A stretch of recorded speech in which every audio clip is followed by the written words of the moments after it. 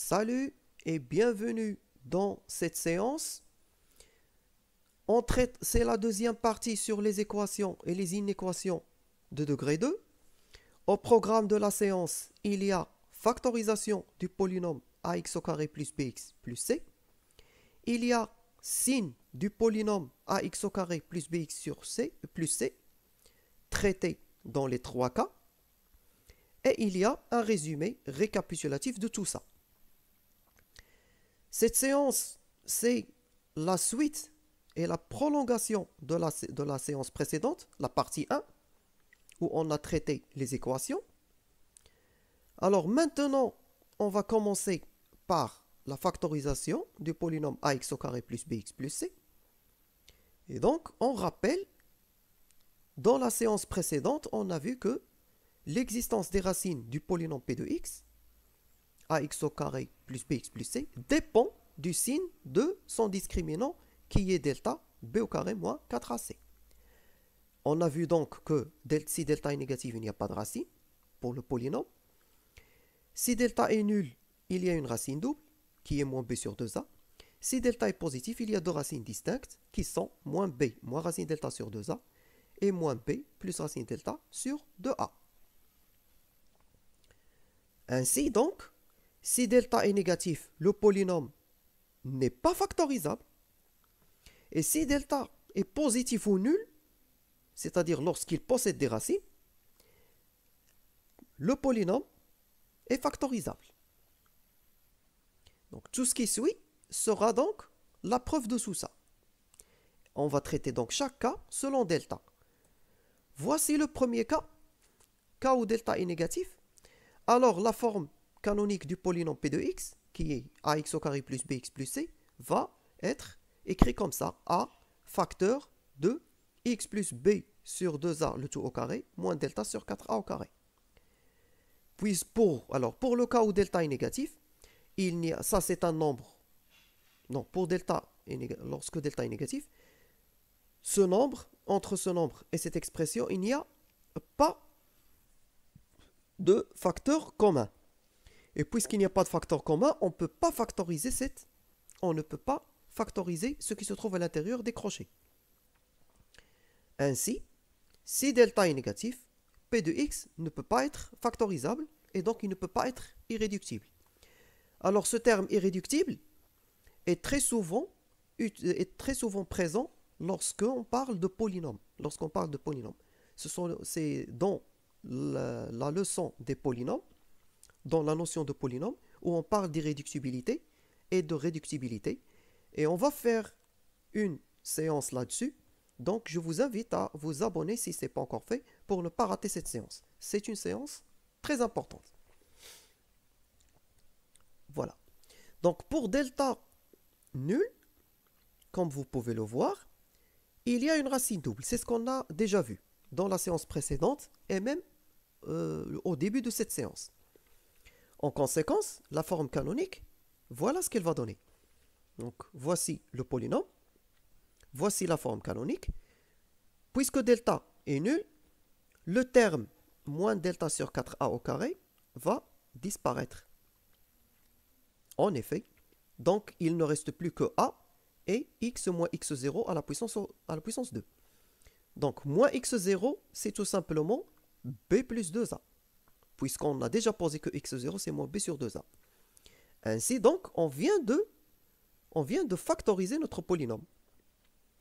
Alors, si delta est nul, le polynôme p de x, qui est ax au carré plus bx plus c, est factorisable en a facteur de x moins x0 au carré. Où x0, c'est la solution, justement, du polynôme de l'équation où ax au carré plus bx plus c est égal à 0. C'est moins b sur 2a. Voilà. On passe maintenant à delta positif. Alors, pour le cas de delta positif, on a vu dans la séance précédente que il y a deux racines distinctes. Et même on rappelle au début de cette séance, il y a deux racines distinctes. Mais dans la séance précédente, on rappelle que les deux racines, leur somme, c'est moins b sur 2a, c'est-à-dire le coefficient de degré 1 sur le coefficient de degré 2, moins le coefficient de degré 1 sur le coefficient de degré 2. Et le produit, x1 fois x2, c'est-à-dire le produit des racines, c'est le degré, c'est le coefficient de degré 0 sur le coefficient de degré 2, c'est-à-dire c sur a.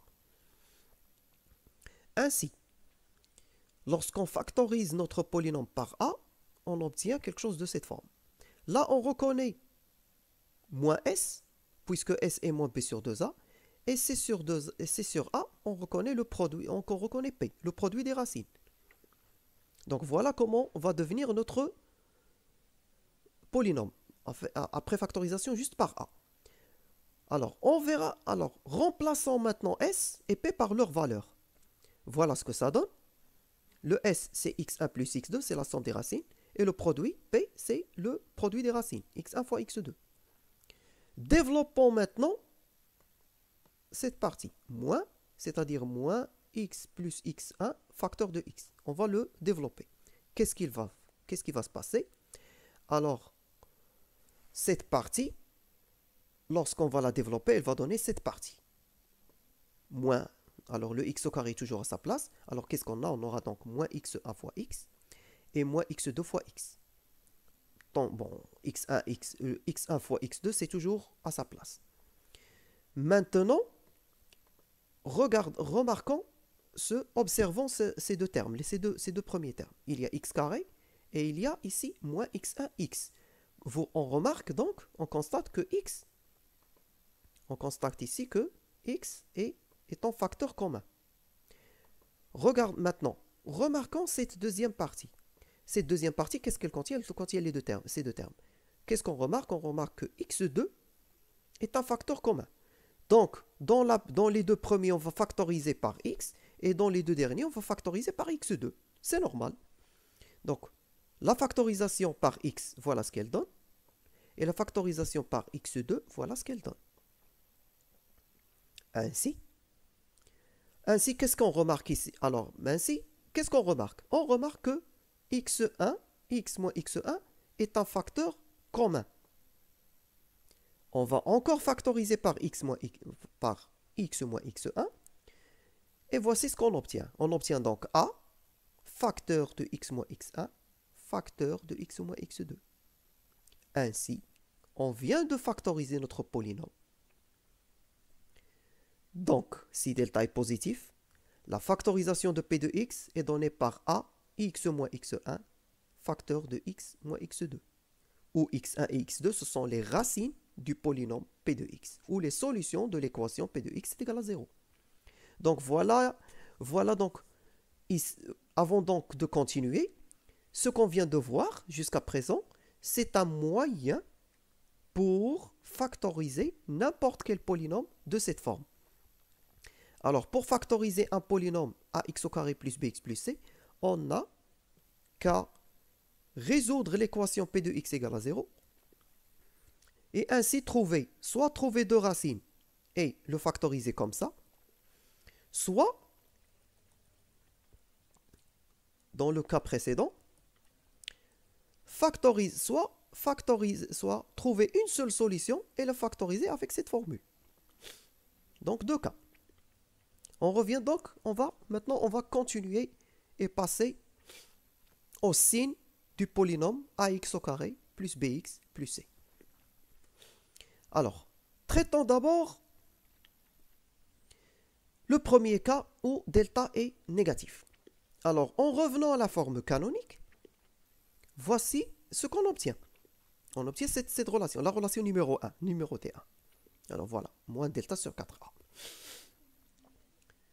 Qu'est-ce qui se passe ici? Nous savons que le premier terme, qui est x plus b sur 2a le tout au carré, est toujours positif quel que soit x dans R.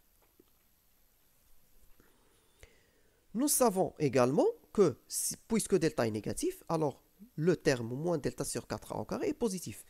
Alors, à l'intérieur, nous avons la somme de deux termes positifs. Donc, on est sûr que ce qui est sélectionné ici est toujours positif. Donc, le signe du polynôme ne dépendra plus que de a. Bon, voilà. Il ne dépend donc plus que de ce terme a. C'est autrement dit le terme de degré 2. c'est lui seul qui va décider si ceci est négatif, si ce polynôme est négatif ou positif. Puisque ce qui se trouve ici à l'intérieur des crochets est toujours positif. Alors, si A est également positif, on va se trouver devant un produit de deux positifs. Si A est négatif, on va se retrouver devant un produit de deux termes de signes différents. Et donc, c'est A qui va décider du signe. Donc, le signe de P de X, c'est le signe de A partout dans R. Dans le cas où delta est négatif. Donc, voilà, c'est bien, voilà ce qu'il faut retenir. Signe de P, c'est signe de A si delta est négatif. Pour le cas où delta est nul, dans ce cas, on a déjà vu que P de X est factorisable en carré d'un polynôme de degré 1 et possède une racine double. Justement, c'est ça ce qu'on a vu dans la séance. Dans cette séance même, il y a juste dans cette séance même en factorisation. Donc, qu'est-ce qu'elle montre? Cette relation 2, qu'est-ce qu'elle montre? Elle montre que, justement, uniquement A qui va décider du signe de P de X. Parce que x moins x0 le tout au carré, c'est toujours positif quel que soit x dans R sauf x0. Parce que quand x est égal à x0, elle devient nulle. Donc, à part ça, vous mettez n'importe quel x ici, vous aurez x moins x0 le tout au carré, un nombre positif. Donc, c'est A qui va décider du signe. Si A est également positif, ça sera positif. Si A est négatif, ça sera négatif. Ainsi, donc, si delta est nul, alors le signe de P, et encore, c'est le signe de A. Pour le cas où delta est positif, on a vu que P de X est factorisable en produit de deux polynômes de degré 1. Parce qu'ils possèdent deux racines distinctes. C'est comme ça. C'est ce qu'on a obtenu pour la factorisation. C'est A, facteur de x moins x1, facteur de x moins x2, où x1 et x2, ce sont les racines. Donc, le signe de P de x dépend du signe de ce produit. Bien sûr, en tenant compte du signe de A. Et donc, comment on peut l'établir comment on peut établir ou voir ou traiter ou voir encore le signe, comment ça se présente le signe de P de X? Eh bien, on aura, pour savoir comment le signe le signe du polynôme va varier, on a recours au tableau de signes. Dans la première ligne, comme vous pouvez le voir, il y a la variation de x, de moins l'infini jusqu'à plus l'infini, en passant par x1 et x2. Ici, on a supposé que x1 est inférieur à x2. On peut supposer le contraire, rien ne va changer. Alors, voyons d'abord qu'est-ce qui se passe pour x moins x2. Alors, pour x moins x2, nous savons qu'elle va être nulle sur x2 et elle va être positive pour les x supérieurs à x2 dans la région qui dépasse x2. Par contre, elle va être négative ici dans la région moins l'infini jusqu'à x2. Pour x moins x1, où elle va être nulle? Elle va être nulle dans la région, elle va être nulle sur x1. Elle va être positive à partir de x1 vers plus l'infini.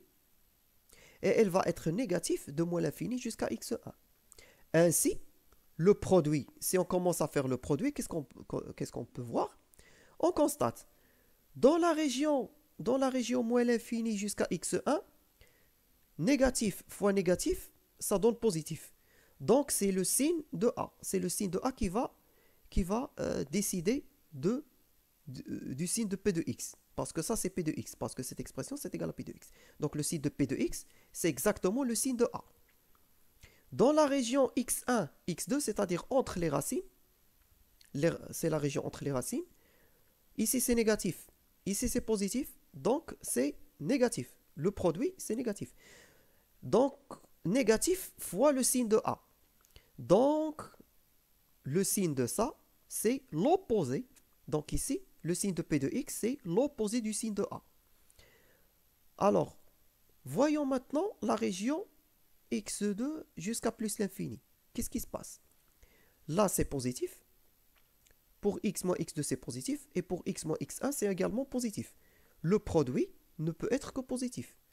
Donc, c'est positif, un signe positif multiplié par le signe de A, par la nature du signe de A. Donc, le polynôme aura ici le signe de A dans la région hors la racine, ou plutôt supérieure à la racine de x2.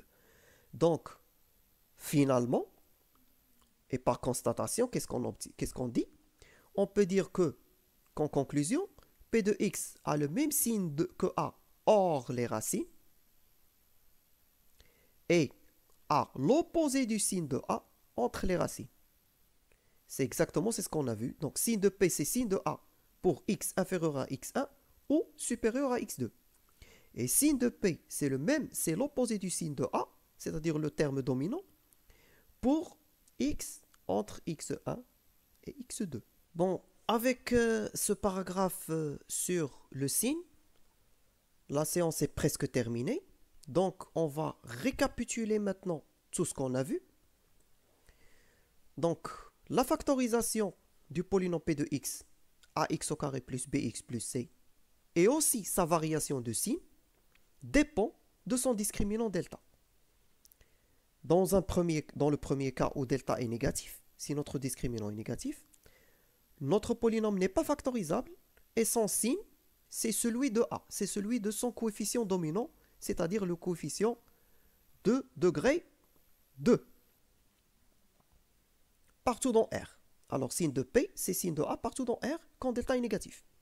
Deuxièmement, si delta est égal à 0, alors le polynôme est factorisable en A fois x moins x0, le tout au carré, où x0, c'est la solution de l'équation P de x est égal à 0. Et son signe, et comme dans le premier cas, son signe est celui de A partout dans R, sauf la racine, c'est-à-dire sauf moins b sur 2a. Troisièmement, quand delta est positif, le polynôme est factorisable en P de x égale A fois x moins x1, x moins x2, où, bien sûr, x1 et x2, ce sont les racines de ce polynôme, c'est-à-dire les solutions de P de x égale à 0, mais son signe est l'opposé de celui de A entre les racines, c'est-à-dire pour x entre x1 et x2. Et le même signe que A pour hors les racines. Tout simplement hors les racines, c'est-à-dire pour x inférieur à x1 et x supérieur à x2. Même signe quand c'est hors racine et signe opposé de A quand c'est entre les racines. Voilà tout ce qu'il faut retenir et voilà tout ce qu'il faut saisir dans cette séance. Avec ça, je vous remercie pour votre attention. Likez comme d'habitude. Si vous avez aimé, likez, un petit pouce bleu. Partagez. Si vous avez des questions, commentez. Si vous ne l'avez pas encore fait, abonnez-vous, activez les notifications pour être présent dans la séance prochaine et dans les séances prochaines. Et d'ici là, je vous dis à bientôt.